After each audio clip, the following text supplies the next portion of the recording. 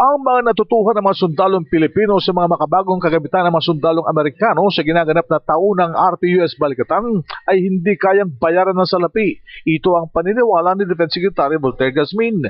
Sa eksklusibong panayam, sinabi ni Gasmin na unang-una nang napakinabangan ng mga kasundalohan ng Pilipino ang interoperability operations gamit ang mga bagong kagamitan ng mga Amerikano.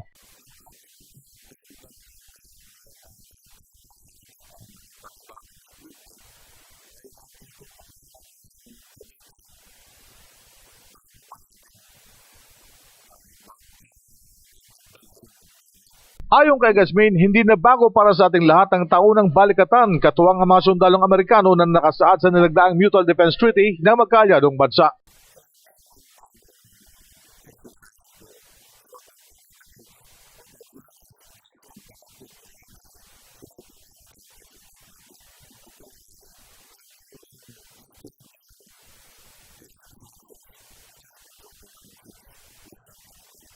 Nagpasalamat din si Gasmin at sinabing malaking tulong ang presensya at suporta ng gobyerno ng Estados Unidos lalo na sa panahon ng kalamidad kung saan nagagamit ang mga makabagong air assets ng mga sundalong Amerikano para sa mga humanitarian assistance at disaster response tulad ng mga nagdaang kalamidad sa Kabisayaan.